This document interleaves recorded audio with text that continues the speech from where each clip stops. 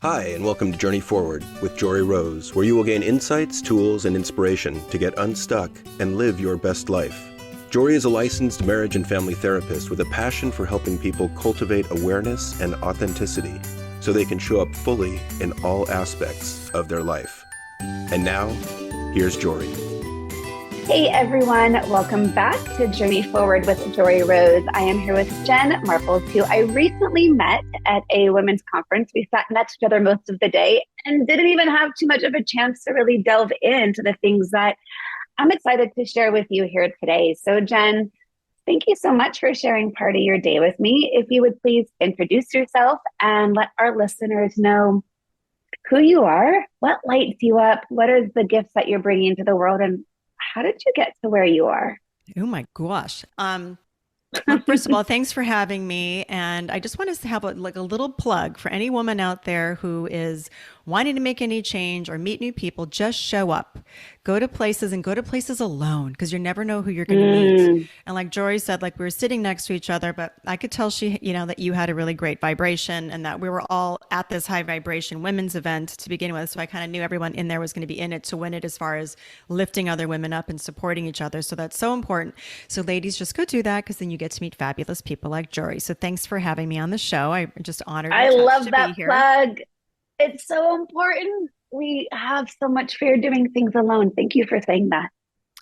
And I can talk more about it in a little bit, but it really opens you up to serendipity. So sometimes Yes. it's, comfort zone to take a wing woman somewhere, but sometimes if you just show up, it could be really hard to do it, but oh gosh, is it so worth it? Because you'll just have the best conversations with people because you're getting out of your zone.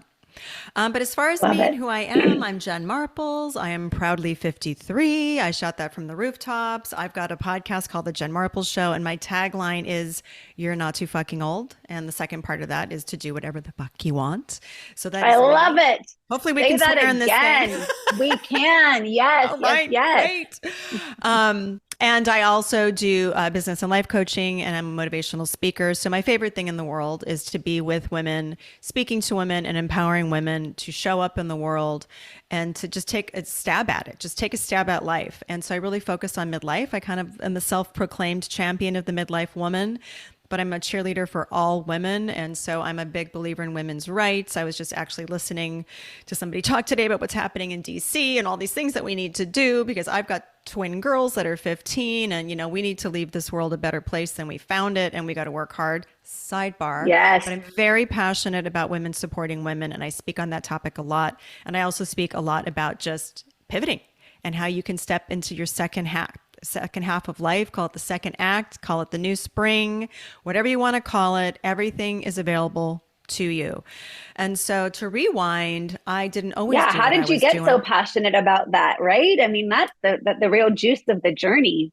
It is the juice. So to rewind, I used to do PR and marketing. So that was my career for over 25 years. And I owned a PR firm in San Francisco for 12 years. And I like to joke that as my firm was growing, so was my waistline. So in the span of 3 years, I popped out 3 kids, because I had my son, he was 2, and then I had twins. So I went from 1 to 3, and then I had 3 kids in diapers, living at the corner of Haight and Ashbury, running a PR firm and doing crisis communications for really big publicly traded companies. And it was a little bit of a shit show. But we were all raised, I'm Gen X. We were all kind of raised to just keep going and achieving and accomplishing and, checking those things off the box. So it was all going well until it wasn't going well, meaning it was just absolutely crazy. And I didn't have the wherewithal to sort of step out of it. So anybody listening who's had a lot of small children at once and was working, we were all just doing the best we could.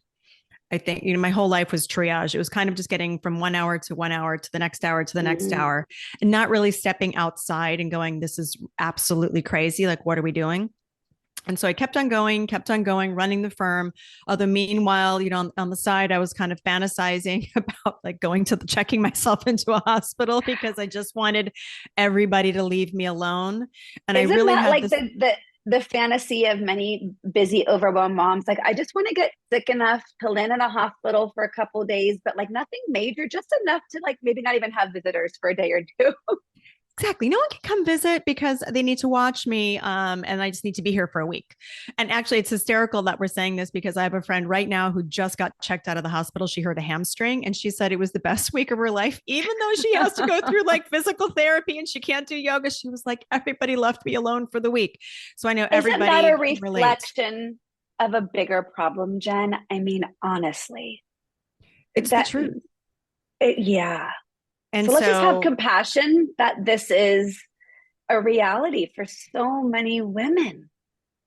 we do a lot. And, I counsel, I'll finish my story, but Yeah. I counsel women to kind of get off that hamster wheel, and there's definitely steps. It's all the stuff I needed way back when, but I give that woman grace because she didn't have any tools.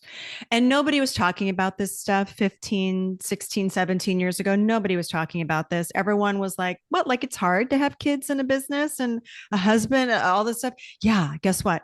It was really hard, but no one was saying it was okay to fall down. I used to vibrate from the stress. So fast forward a couple of years, we moved out of the city and just up into Marin, tried to take a little bit of the pressure off, but I still had my business, was still kind of functioning like a crazy woman with 3 kids running around, like, having conference calls in the car and like throwing water bottles out the window at my kids and not feeling really great at anything I was doing, to be honest. And then one day my husband looks at me and he's like, you're literally told me, he's like, you're a crazy person.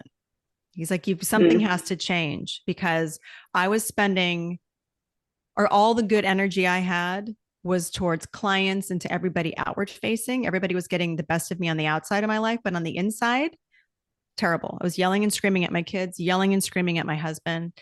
And sidebar, I had to go through fertility to get those babies. It was a big challenge.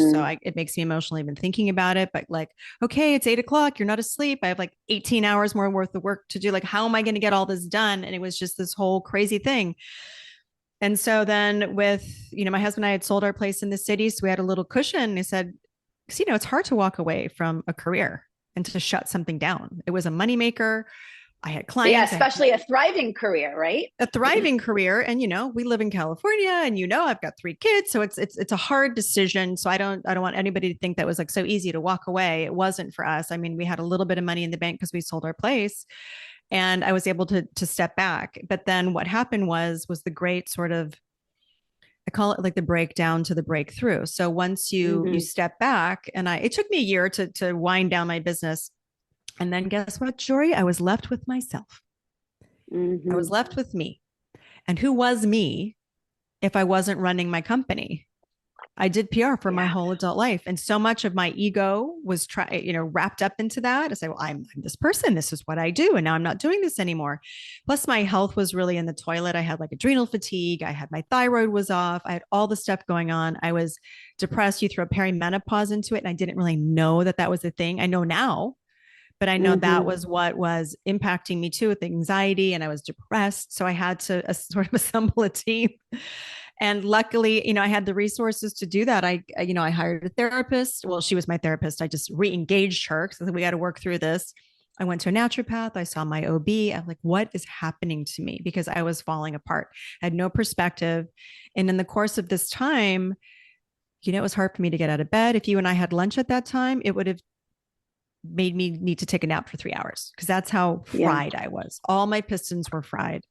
And I almost blew up my marriage because everything was his fault. Like it was all on me. I fully see that now, of course.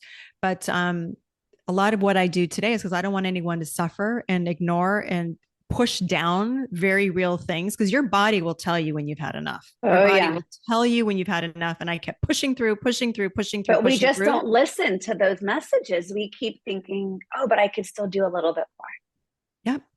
Yeah. I'll give you this. This is how crazy I was. After I had my girls, I had to have a C-section with them.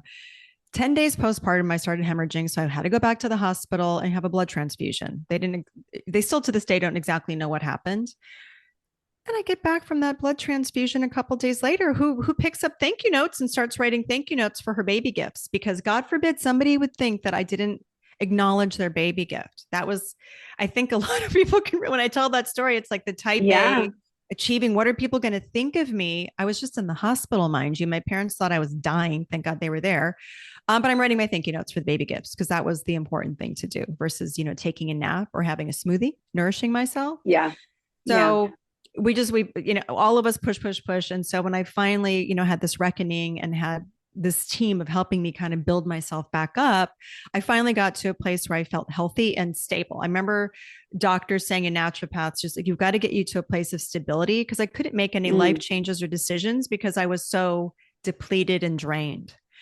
And so once I got to that place, I was like, okay, now I feel good. Now I can start thinking about what I want to do next. So that led me into coaching training, and then it led me to yoga teacher training.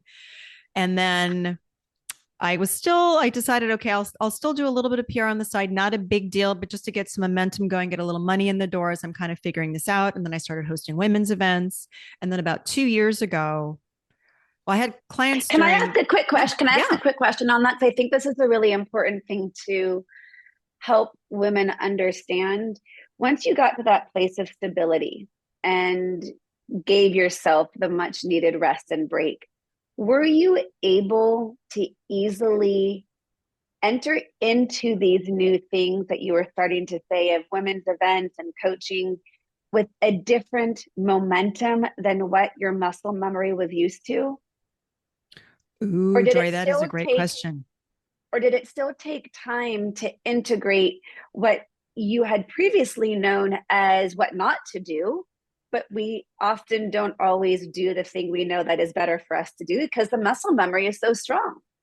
It is. And to this day, I have to fight it. But now I know, I can see when I'm getting into that type A driver control, because those qualities worked so well with what I used to do with my old career. I mean, it worked well for my clients because they were successful because of what I did. So I like to say that it was my blessing and my curse. It made me great at my job, but it ran me to the ground.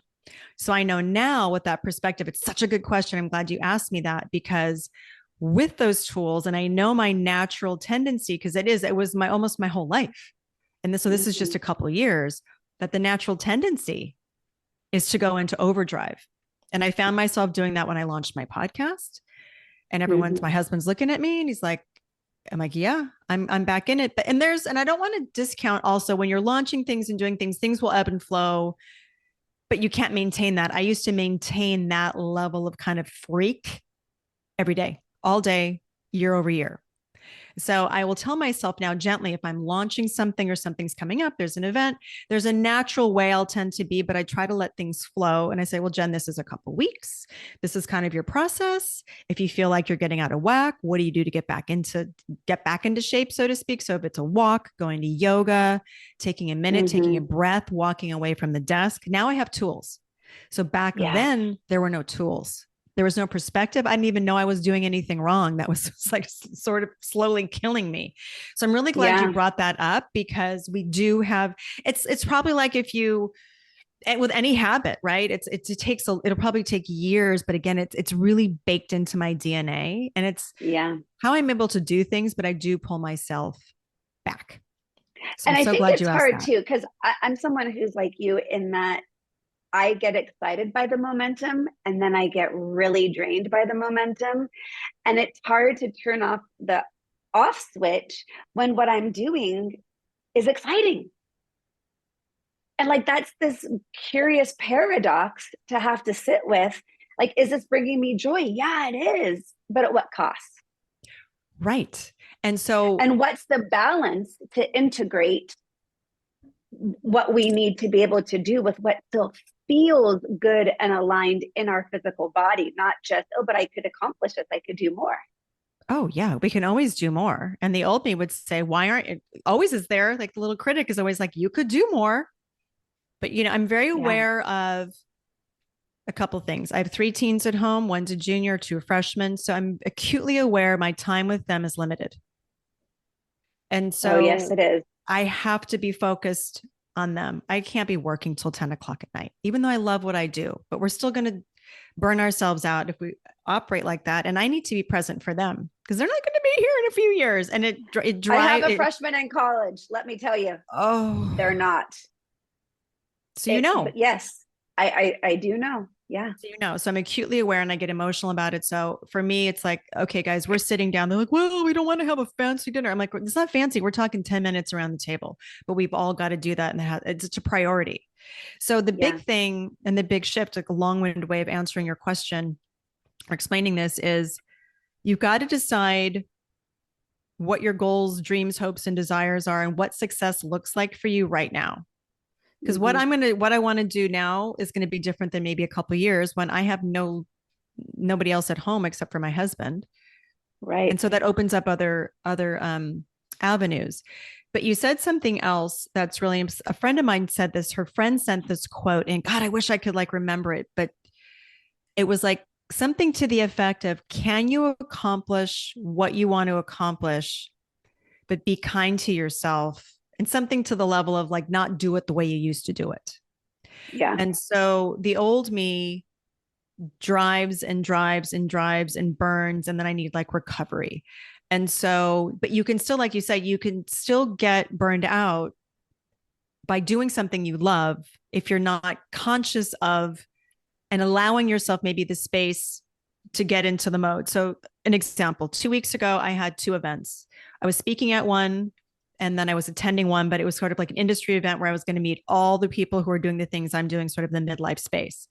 So the Malibu one, it was my first one on a Friday. I had to get up early. I had to roll up. It was raining. I had to speak to women in a retreat. There was like 30 plus women, and then get to LA and then get to this event the next day. So there was all these moving pieces and parts. So I get into a freak mode. There's like pre-trip anxiety that I get. I'm speaking to women. You want to show up and you're holding space for these women. I want to give them a great talk and get them thinking.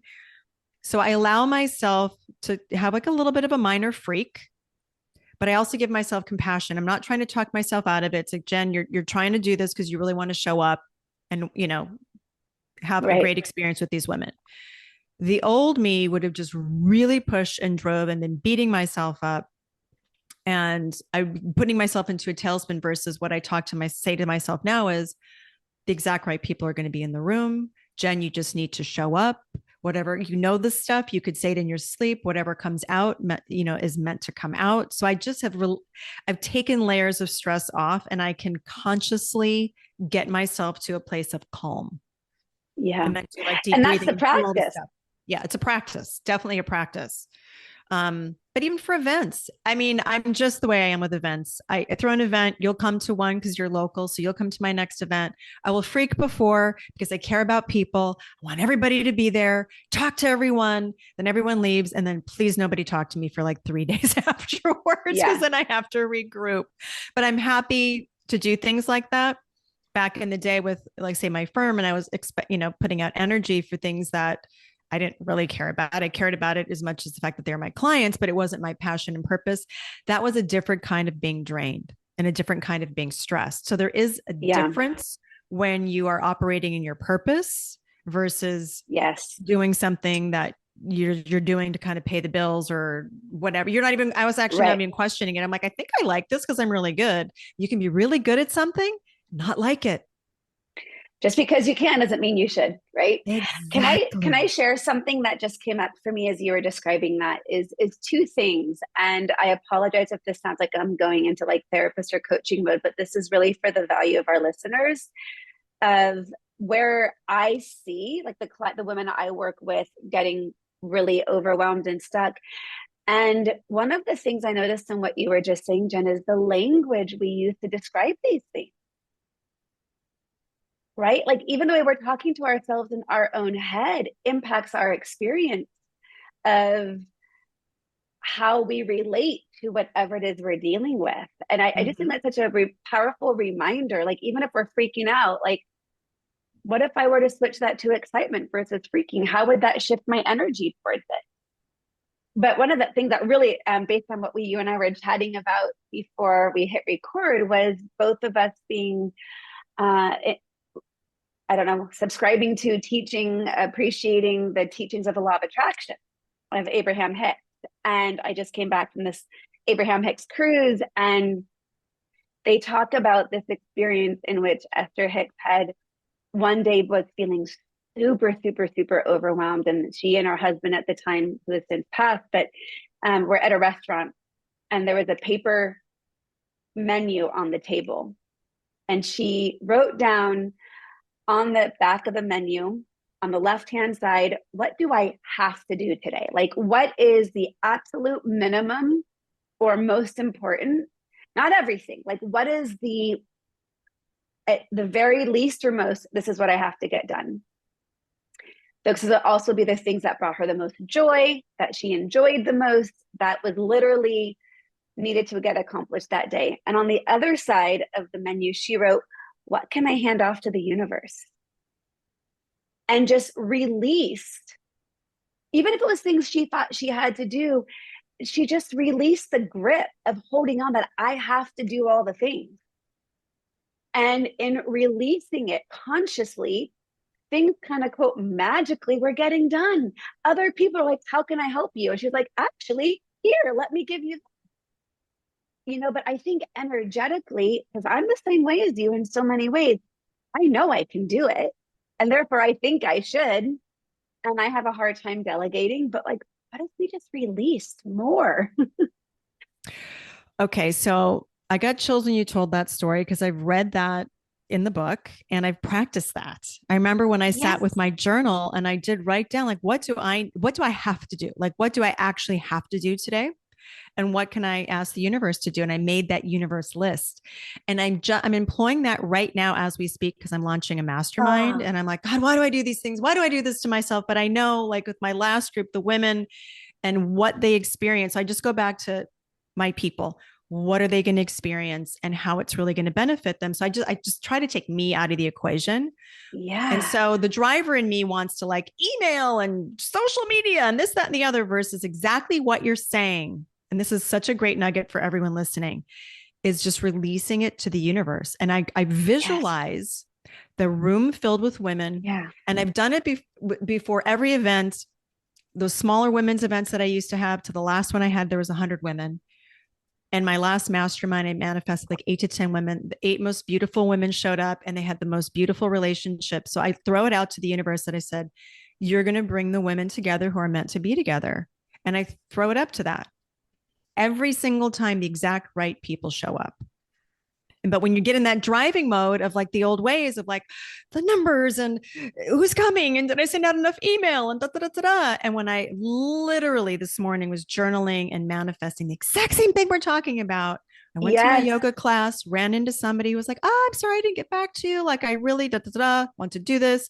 Another one came out of left field that I hadn't seen in a really long time. And then another one, it was like, are you kidding me, universe?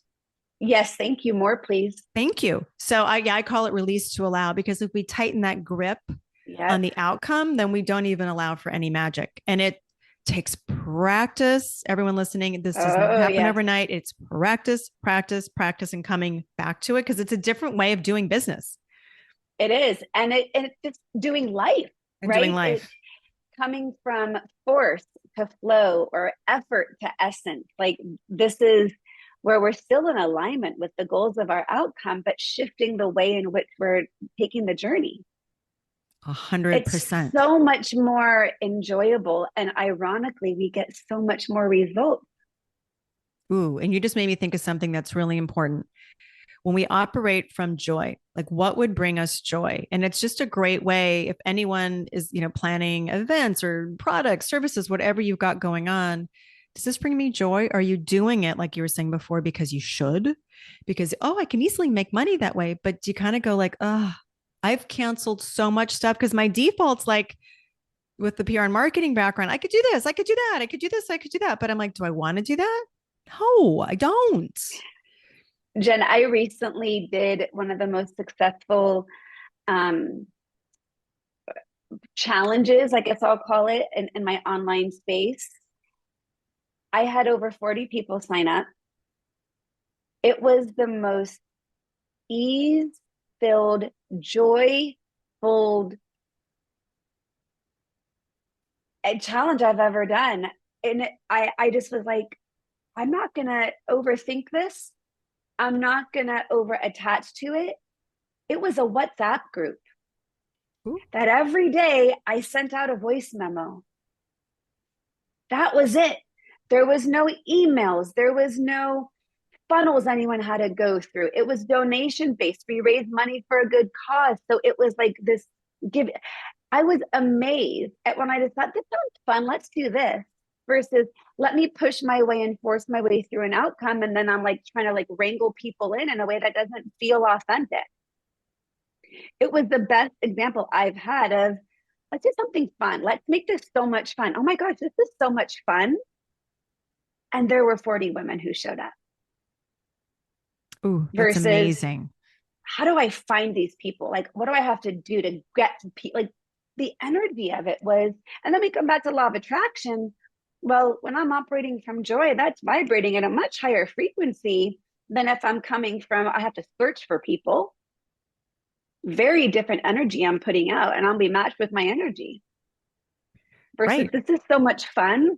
Aren't you excited to be a part of this? I can't wait. This is so much fun every day. I literally recorded 5-minute voice memos in my voice memo app, and then I uploaded it to the WhatsApp group. Done. And got the most engagement I'd ever had. And it was so much fun. Like, life can be that way. It really can. And yet we get in our own way.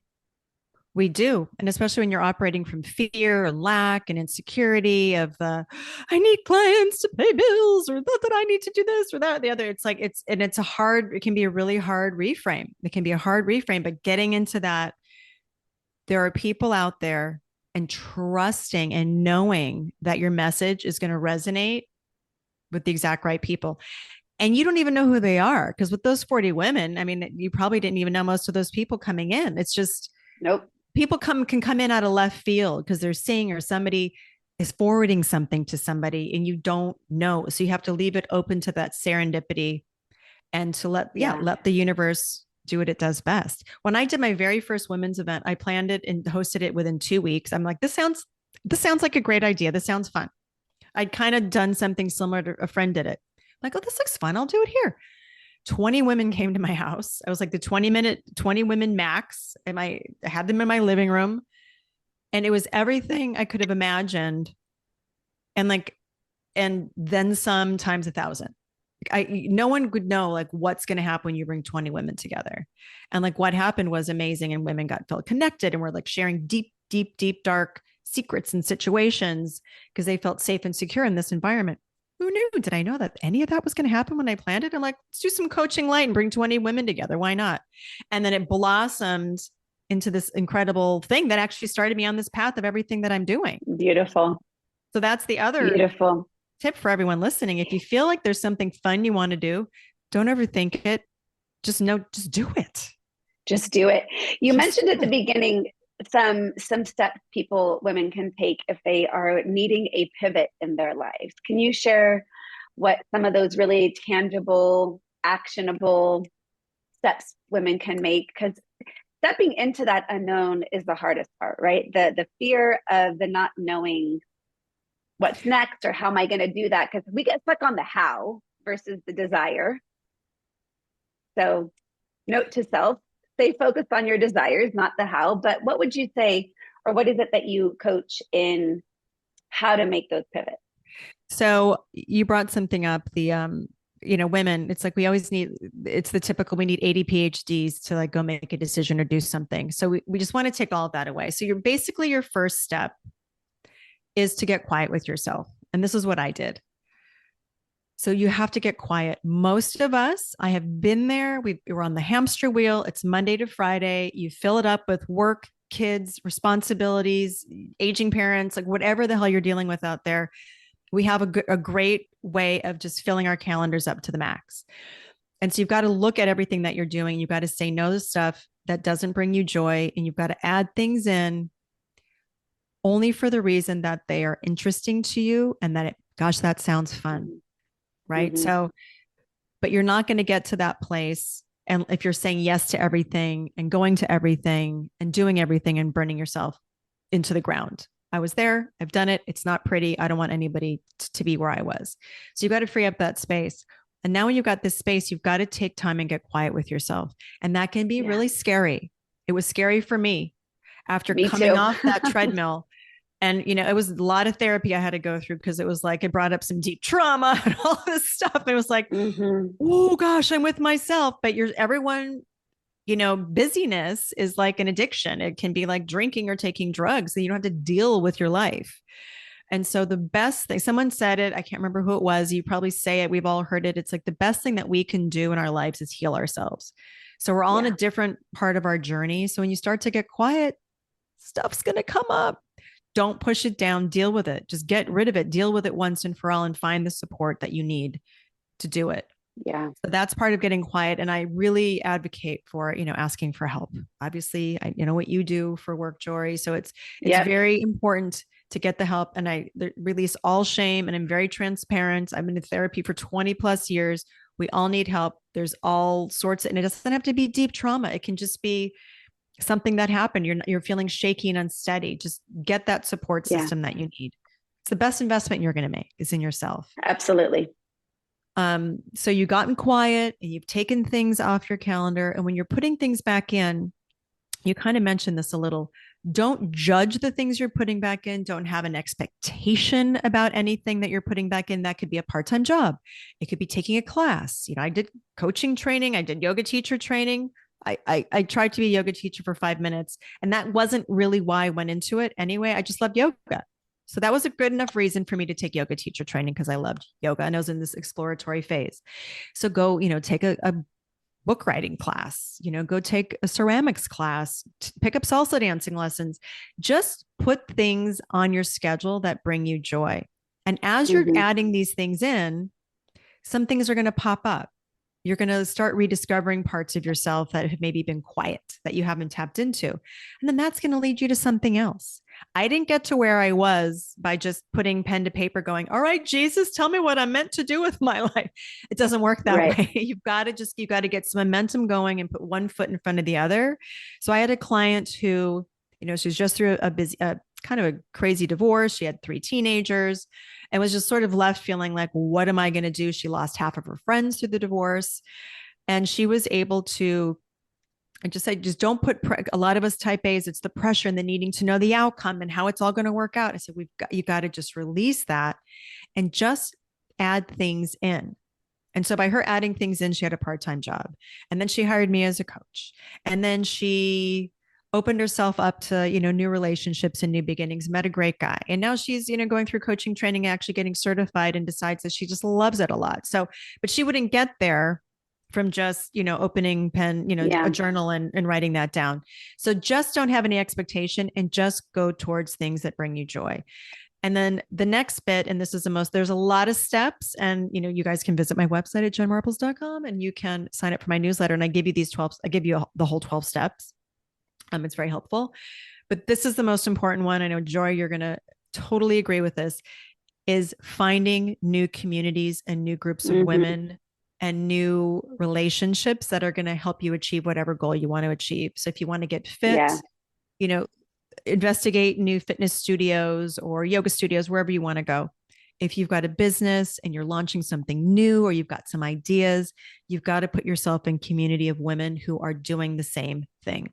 And I actually just recorded something about this because when I started out doing this big pivot, it's going to shake people up if you're doing something new. And we kind of expect a lot from the people closest to us, like family, our close friends, and they're actually not equipped to help you propel forward in what you want to do. So you've got to find these new groups. Like the group you and I were at, it was a high vibration women's empowerment event. Everyone's, solopreneurs running businesses. So those are the kind of rooms you want to be in if you're running businesses. So everyone knows what it's like. We all are in sort of that trench together. And then there's that collaboration. Oh, I know someone who does this, or Jory, I know you like this. So I think I need to connect you to somebody over here. So there are these great groups of women that you can tap into. And it doesn't even have to be in person. I have met so many women online who are dear to me and who have had such an impact on my life, all virtual. I have not actually met them in person.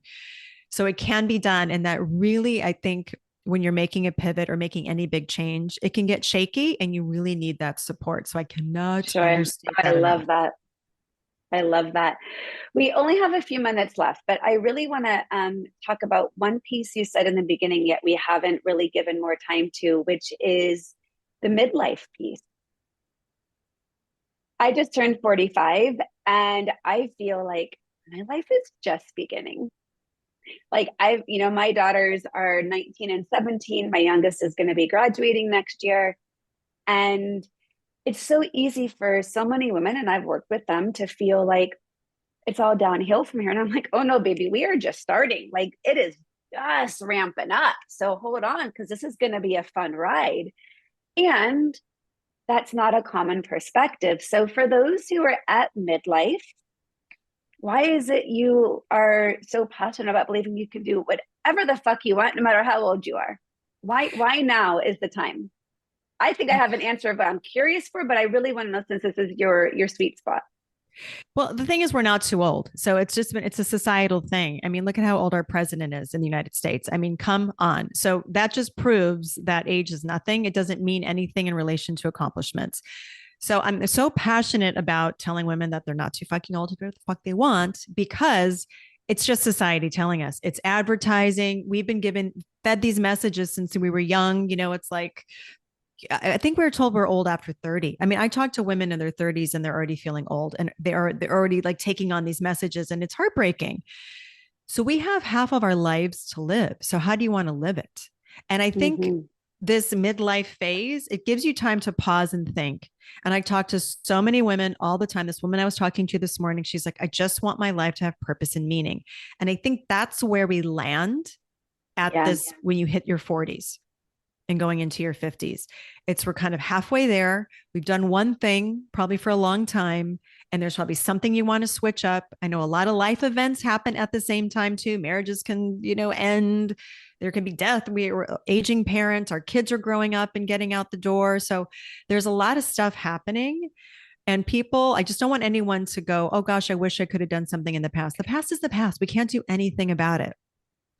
But look at our future. We can do whatever we want. We're making the rules. Hang with us, ladies. Hang with us, because midlife. Yes. I have more energy. You probably do too, than I did when I was 30, and I was slaving away at a job I hated. And certainly when my kids were young, I had zero energy. Well, and I think that's a really big piece of it for those who are mothers. And I work with this with my clients, if I can, starting when their kids are like in middle school, especially for the women who've been and have been fortunate enough financially to be able to be stay-at-home moms who haven't had much of an identity outside of their role of motherhood.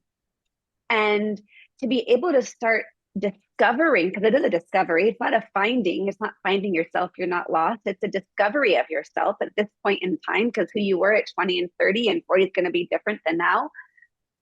And beginning to get excited about, who am I outside of my roles? What brings me, passion? And I worked with one client that we so lovingly called this stage when her youngest graduated, in which the assumption was she had to have it all figured out.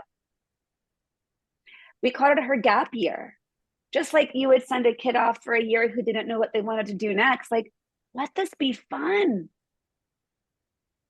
Let it be fun. I love that. Fun. And there's so much opportunity. I'm glad you said gap year. Some woman wrote this book where she kind of had this gap year. I can't remember. I wish I could remember the name of this book. But basically, she took a year. I don't think she had kids or her kids off. I can't remember. But she like interned at places. She was like interning. So it was like being an intern in her 40s. I think she worked at some museum in London, did something else. I think she took exact year off. I think she was a lawyer or something. So just took a whole year off and was doing all these different things. The key message here, ladies, is you are not too fucking old to do whatever you want. So go take the class, because you don't know if you have no idea where to begin, just start by doing something. Years ago, I went into the city to watch somebody like record a live podcast. And I wanting to do a podcast for a long time. I consciously went in by myself, met all these great people. And by not bringing a friend, a husband, nothing, I was like, oh, there she is. She's a woman of this world. I'm just walking through the Mission District, which, as you know, is very edgy. Like, no one knows who I am. They don't know I have 3 small children at home, and I'm like a harried mom, like business owner, this, that, and the other. I'm just some chick walking down the street. I'm going to the podcast thing. I'm talking to all the guys or little bartenders there. I'm just talking to all different people, all different walks of life. And that's what's available to all of us. Because the problem is when we're in the kind of driving in circle phase, when your kids are younger, you don't have a lot of expansion, and our lives are tied a lot to that school schedule and to all of that. And that's just life, and fine. We did it. But guess what? We don't have to do it forever. And so now it opens up so much time and space, and you get to explore, and you get to do whatever you want. So take advantage, listen to tons of podcasts, read tons of books, go to events, stretch yourself. If you live in one place, go to an event in another place, get on a plane, travel by yourself, or just go to a Motel 6. It doesn't have to cost a lot. Spend 24 hours with yourself and start to figure out who you are. Powerful. Tap back in. It's so powerful. And let it be okay if it's uncomfortable, and let it be okay if it's scary, and feel into that without it stopping you. Oh, Jen, I really could talk to you for days. I am so excited that we connected. I feel like we only just scratched the surface, but so much of this is planting the seeds and giving the permission and the invitation to expand. Because that's what I think we're really talking about here, is expansion, and doing it from a place of ease and essence versus that force and the have-tos. Jen, how can people find you if they want to follow you, hear more, learn, work with you, all the above? One important thing I forgot to tell you guys is you have to just forget it about other people, and you cannot care what other people think, because that will set you free. So once you do that, you're going to be free to do whatever you want to do, because we're done with that. So as far as finding me, I'm jenmarples.com. I'm at Jen Marples, JenMarp as in Peter, LES, all over social media. So LinkedIn, Twitter, Instagram. I'm not really on Twitter. And those links will be in the show notes as well. Instagram, I'm on TikTok, I am everywhere, YouTube, anywhere that is social media, I am there. And I have my podcast, The Jen Marples Show, on all major podcast platforms. And that's a great place to begin too, because I interview all women at midlife doing different things. And so it's all meant to encourage, inspire, and educate women at midlife. I love it. Thank you for the work that you're doing. It's so important. And again, the more permission and invitations we can give for women, the ripple effect of that's going to show up everywhere. Yeah. And if you see your friend doing something new, give her a shout out and just say, way to go. I see what you're doing, and I'm here for you. That's one of the most important things we can do for each other, is support each other. I love it. Well, I hope all who are listening really heard what they needed to hear today, even if they didn't think they needed to hear it, because the right message comes along at the right time. And I think you and I are so in flow of what we're here to inspire, and not only for others, but ways to continue to practice living our own lives intentionally. So it's a practice. It's never, ever a one and done.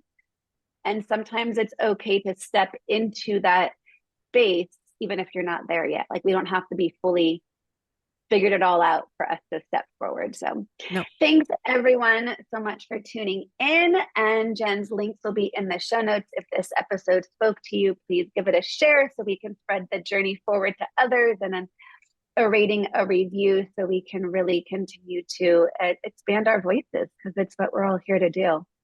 And Jen, thank you again for your time today. Thank you. It has been a pleasure. And we're going to have to go get coffee or something, because we are not done talking. Absolutely. No, we are not done talking. And for all of you, take care and be well.